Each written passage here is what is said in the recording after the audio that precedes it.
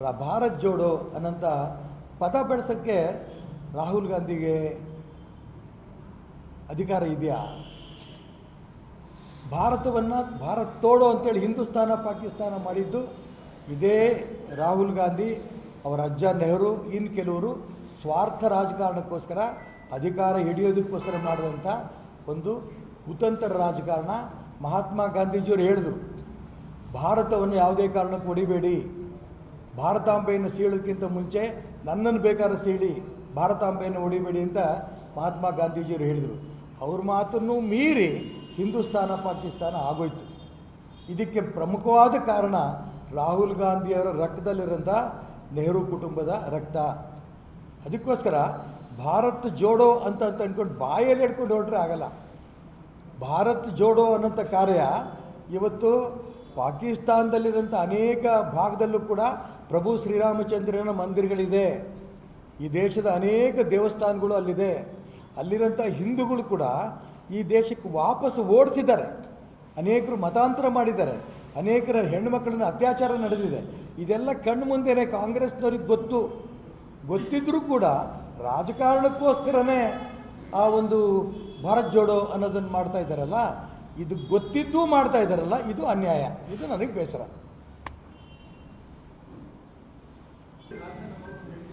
ಯಾರು? ನಾನು ಅದಕ್ಕೆ ಹೇಳ್ತೀನಲ್ಲ, ನಮ್ಮ ದೇಶದಲ್ಲಿರೋಂಥ ಭಾಳ ಜನಗಳಿಗೆ ಮೈಯಲ್ಲಿ ರಕ್ತ, ಟಿಪ್ಪು ರಕ್ತ ಹರಿತಾ ಇದೆ. ಅವ್ರು ರಾಮ ಬೇಡ, ಅವರಿಗೆ ರಾಜಣ್ಣ ಇನ್ನೊಂದು ಹೇಳಿಕೆ ಕೊಟ್ಟರು. ಏನು ಹೇಳಿಕೆ ಕೊಟ್ಟರು? ಅಯೋಧ್ಯೆಯ ರಾಮ ಮಂದಿರಲ್ಲಿ ಇರೋದು 2 ಗೊಂಬೆ ಅಂತ. ತುಂಬ ನೋವಾಯ್ತು ನನಗೆ. ಅಲ್ಲಿ ಹೋಗಿ ಅಲ್ಲಿ ಪರಿಸ್ಥಿತಿ ತಿಳ್ಕೊಂಬನ್ನಿ ಅಂತ ಅಂದ್ಕೊಂಡು ಸೈನ್ಯದ ಅಧಿಕಾರಿಗಳನ್ನ PV ನರಸಿಂಹರಾಯರು ಅಯೋಧ್ಯೆ ಕಳಿಸ್ತಾರೆ. ಡಿಸೆಂಬರ್ 6, ಜನವರಿ 1992. ಅಲ್ಲಿ ರಾಮಲಲ್ಲ ಇತ್ತು, ಬಾಲರಾಮನ ವಿಗ್ರಹ ಇತ್ತು. ಆ ಸೈನಿಕ ಅಧಿಕಾರಿಗಳು ಶೂ ಬಿಚ್ಚಿ ನಮಸ್ಕಾರ ಹೊಡ್ಕೊಂಡ್ಬರ್ತಾರೆ. ಆಟದ ಗೊಂಬೆ ಆಗಿದ್ದರೆ ಆ ಸೈನಿಕ ಅಧಿಕಾರಿಗಳಿಗೆ ಅಷ್ಟು ಹಗುರನವರು ಯಾಕೆ ರಾಮನ ಒಂದು ವಿಗ್ರಹಕ್ಕೆ ನಮಸ್ಕಾರ ಮಾಡ್ಕೊಂಬಂದರು? ಅವ್ರ ಮೈಯಲ್ಲೂ ಹರಿತಾ ಇರೋದು ರಾಮನ ರಕ್ತನೇ. ಟಿಪ್ಪು ರಕ್ತ ಹರಿತಾ ಇರೋ ಕೆಲವರು ರಾಜಣ್ಣನವರು ಈ ರೀತಿ ಹೇಳಿಕೆಗಳು ಕೊಡ್ತಾರೆ. ಇತಿಹಾಸ ನೋಡಲಿ. ನಾನು ಅದಕ್ಕೋಸ್ಕರ ಹೇಳ್ತೀನಲ್ಲ, ಇವತ್ತು ಯಾರ್ಯಾರು ರಾಮನ್ನ ಟೀಕೆ ಮಾಡ್ತಿದ್ರು ಬಹಳ ಜನ ರಾಮಾಯಣವನ್ನು ಓದಿದ್ದಾರೆ, ತಿಳ್ಕೊತಾ ಇದ್ದಾರೆ. ಎಲ್ಲರೂ ಯಾರೂ ಇದು 100ಕ್ಕೆ 100 ನಾನು ಪೂರ್ಣ ತಿಳ್ಕೊಂಡಿದ್ದೀನಿ ಅನ್ನೋಂಥ ವ್ಯಕ್ತಿಗಳು ಒಬ್ಬರೂ ಇಲ್ಲ ಈ ಪ್ರಪಂಚದಲ್ಲಿ.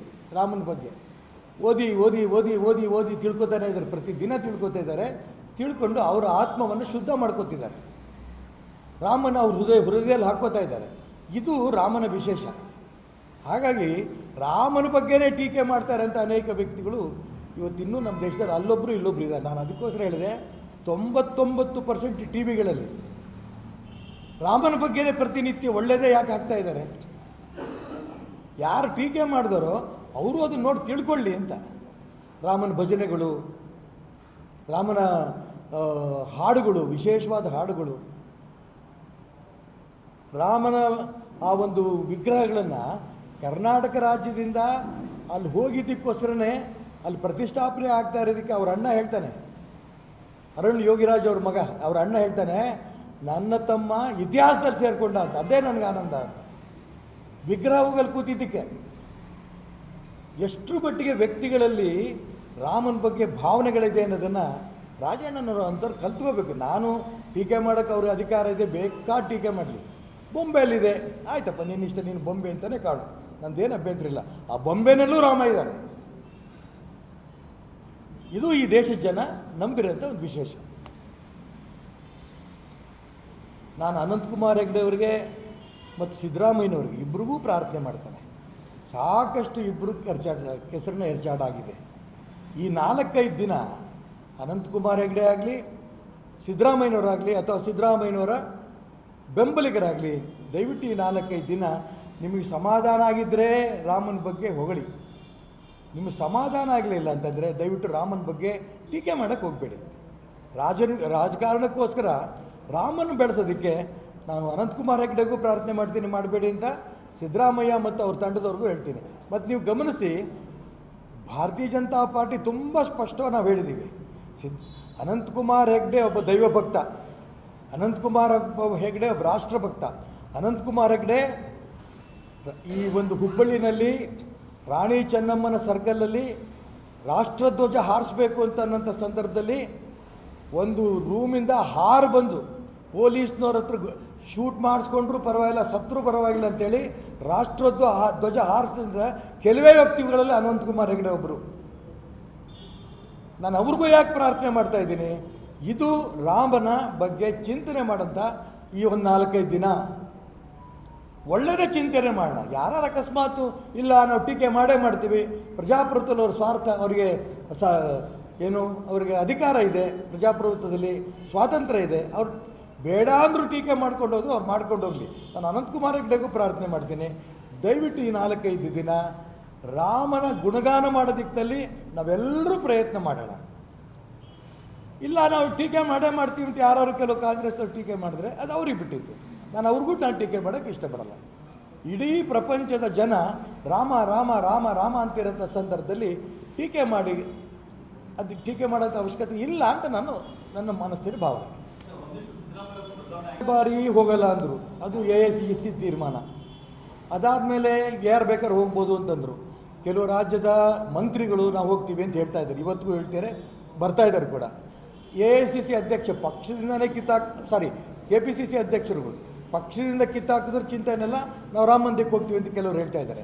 ಅಂಥ ಸಂದರ್ಭದಲ್ಲಿ ಸಿದ್ದರಾಮಯ್ಯ ಹೇಳಿದ್ರು, ನಾನೇನು ರಾಮನ ವಿರೋಧಿ ಅಲ್ಲ, ನಾನು ಹೋಗೋದೇ ಇಲ್ಲ ಅಂತ ಅವತ್ತು ಹೇಳಿರಲಿಲ್ಲ, ನಾನು 23 ನಂತರ ಹೋಗ್ತೀನಿ ಅನ್ನೋಂಥ ಮಾತನ್ನು ಹೇಳಿದರು.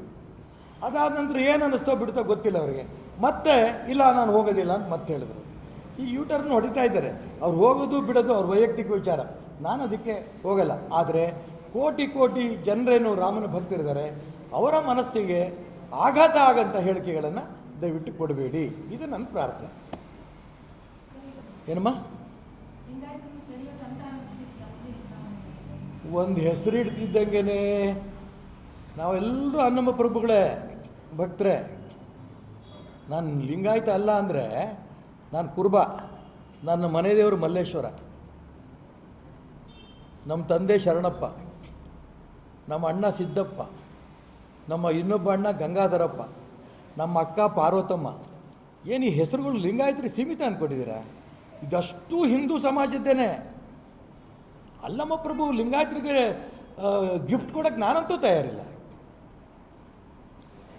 ಏನು ಅವ್ರ ತ್ಯಾಗ, ಅವ್ರ ಬಲಿದಾನ, ಅವ್ರ ಪ್ರಜಾಪ್ರಭುತ್ವದ ವ್ಯವಸ್ಥೆಯನ್ನು ಉಳಿಸೋ ದಿಕ್ಕಿನಲ್ಲಿ ಅವ್ರು ಮಾಡಿದಂಥ ಪ್ರಯತ್ನ, ಇದು ಆ ಭ್ರಮೆನಲ್ಲೇನಾರು ಕೂಡ ಅಲ್ಲಮ್ಮ ಪ್ರಭು ಹೆಸರಿಗೆ ಹೇಳಿಬಿಟ್ರೆ ಲಿಂಗಾಯತರೆಲ್ಲ ನಮ್ಮ ಜೊತೆ ಬರ್ತಾರೆ ಅನ್ನೋದು ಉದ್ದೇಶದಲ್ಲಿ ಏನಾದ್ರು ಕೂಡ ಇಟ್ಟಿದ್ದರೆ, ನಾನು ಇಟ್ಟಿಲ್ಲ ಅಂದ್ಕೊಂಡಿದ್ದೀನಿ, ಇಟ್ಟಿದ್ರೆ ಅವ್ರ ಭ್ರಮೆ ಅಂತ ಮಾತ್ರ ಹೇಳೋಕ್ಕೆ ಇಷ್ಟಪಡ್ತೀನಿ.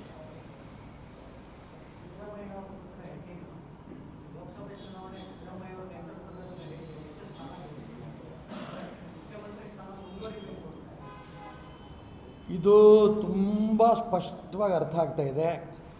ಸಿದ್ದರಾಮಯ್ಯನವರು ಈ ಒಂದು ಲೋಕಸಭೆ ಚುನಾವಣೆ ಆದ ನಂತರ ಯಾವ ಕಾರಣಕ್ಕೂ ಕರ್ನಾಟಕ ರಾಜ್ಯದಲ್ಲಿ ಕಾಂಗ್ರೆಸ್ ಪಕ್ಷಕ್ಕೆ ಹೆಚ್ಚಿಗೆ ಬಹುಮತ ಬರಲ್ಲ, ಅವರು ಮುಖ್ಯಮಂತ್ರಿಯಾಗಿ ಮುಂದುವರಿಯಲ್ಲ. ಇದು ತೀರ್ಮಾನದ ಮಾತು ಯತೀಂದ್ರರ ಬಾಯಲ್ಲಿ ಬಂದಿರೋದು. ನಮ್ಮಪ್ಪನ ಮುಖ್ಯಮಂತ್ರಿಯಾಗಿ ಮುಂದುವರಿಸೋದಕ್ಕೆ ದಯವಿಟ್ಟು ಹೋರಾಟ ಮಾಡಬೇಕು ಅಂತ ಒಂದು ಸರಿ ಹೇಳಿದ್ರು, ಇನ್ನೊಂದು ಸರಿ ಹೇಳಿದ್ರು ಅತಿ ಹೆಚ್ಚು ಸ್ಥಾನ ಕಾಂಗ್ರೆಸ್ಸಿನ ತಗೊಂಡು ನಮ್ಮಪ್ಪ 5 ವರ್ಷ ಮುಖ್ಯಮಂತ್ರಿಯಾಗಿ ಮುಂದುವರಿಯೋದಕ್ಕೆ ಅವಕಾಶ ಮಾಡಿಕೊಡ್ಬೇಕು ಅಂತ ಮತ್ತೊಂದು ಸರಿ ಹೇಳಿದರು. ಆದರೆ ಇದು ಅವ್ರಿಗೆ ಯಾಕೆ ಅನುಮಾನಗಳು ಬಂತು? ದೇಶದಲ್ಲಿ ಅನೇಕ ಪಕ್ಷಗಳಿದೆ, ಅನೇಕ ಸರ್ಕಾರಗಳಿದೆ. ಯಾವುದೇ ಪಕ್ಷ, ಯಾವುದೇ ಸರ್ಕಾರದ ಮುಖ್ಯಮಂತ್ರಿ ಮಗ ಹೇಳದೇ ಇರೋದನ್ನು ಸಿದ್ದರಾಮಯ್ಯನವ್ರ ಮಗ ಯತೀಂದ್ರನೇ ಯಾಕೆ ಹೇಳ್ತಿದ್ದಾರೆ? ಅವ್ರಿಗೆ ಗೊತ್ತು ಕರ್ನಾಟಕ ರಾಜ್ಯದಲ್ಲಿ ನಾವು ಜನರಿಗೆ ಮೋಸ ಮಾಡಿ ಅಧಿಕಾರಕ್ಕೆ ಬಂದುಬಿಟ್ಟಿದ್ದೇವೆ. ಜನರಿಗೆ ಅಧಿಕಾರಕ್ಕೆ ಮೋಸ ಮಾಡಿ ಬಂದಿರೋದ್ರಿಂದ ಕಾಂಗ್ರೆಸ್ ಶಾಸಕರಿಗೂ ಅರ್ಥ ಆಗಿದೆ, ನಾವು ಇನ್ನು ಜನಗಳ ಹತ್ರ ಯಾವುದೂ ಅಭಿವೃದ್ಧಿಗಳ ಕೆಲಸ ಮಾಡ್ದೇನೆ ನಾವು ಮತ್ತೆ ಚುನಾವಣೆಗೆ ಹೋದರೆ ನಾವು ಗೆಲ್ಲಲ್ಲ. ಹಾಗಾಗಿ ಹೇಗಾರೂ ಮಾಡಿ ಮುಖ್ಯಮಂತ್ರಿಯಾಗಿ ನಮ್ಮಪ್ಪ ಮುಂದುವರಿಬೇಕು ಅಂತ ಹೇಳ್ಕೊಂಡು ಸ್ವತಃ ಸಿದ್ದರಾಮಯ್ಯನವ್ರ ಮಗ ಹೇಳಿದ್ದಾರೆ 5 ವರ್ಷ ಮುಂದುವರಿಬೇಕು ಅಂತ. ತಕ್ಷಣವೇ ಕಾಂಗ್ರೆಸ್ನವರು ಉಳಿದ ರಿಯಾಕ್ಷನ್ ಏನು? ಪರಮೇಶ್ವರ್ ಇರ್ಬೋದು, ಬೇರೆ ಬೇರೆ ಹೇಳ್ತಿರೋದೇನು, ಸತೀಶ್ ಜಾರಕಿಹೊಳಿ ಅವರೆಲ್ಲ ಹೇಳೋದೇನು? ತೀರ್ಮಾನ ಮಾಡೋದು ಸಿದ್ದರಾಮಯ್ಯ ಮುಖ್ಯಮಂತ್ರಿ ಆಗಿ 5 ವರ್ಷ ಇರೋದೋ ಬಿಡೋದು ಸಿದ್ದರಾಮಯ್ಯ ಮಾಡೋದಲ್ಲ, ಕಾಂಗ್ರೆಸ್ ಪಕ್ಷದ ಹೈಕಮಾಂಡ್ ಮಾಡೋದು. ಅಂದರೆ ಯತೀಂದ್ರ ಹೇಳಿದ ಮಾತಿಗೆ ನಮ್ಮ ಒಪ್ಪಿಗೆ ಇಲ್ಲ, ಅವರು 5 ವರ್ಷ ಇರಲ್ಲ, ಇದು ಅವ್ರ ಭಾವನೆಗಳು. ಇದು ಕಾಂಗ್ರೆಸ್ ಪಕ್ಷ ಆಂತರಿಕವಾಗಿ ಅವರಲ್ಲಿರೋಂಥ ಭಿನ್ನತೆ ದಿನ ಬಹಿರಂಗ ಆಗ್ತದೆ. ಲೋಕಸಭೆ ಚುನಾವಣೆ ಆಗ್ತಿದ್ದಂಗೆ ಇದು ಸ್ಫೋಟ ಆಗುತ್ತೆ. ಭಾರತೀಯ ಜನತಾ ಪಾರ್ಟಿ 28ಕ್ಕೆ 28 ಸ್ಥಾನವನ್ನು ನಾವು ಗೆಲ್ತೇವೆ. ರಾಜ್ಯದಲ್ಲಿ ಕಾಂಗ್ರೆಸ್ ಸರ್ಕಾರ ಇರಲ್ಲ, ಇಷ್ಟು ಹೇಳಬಲ್ಲೆ.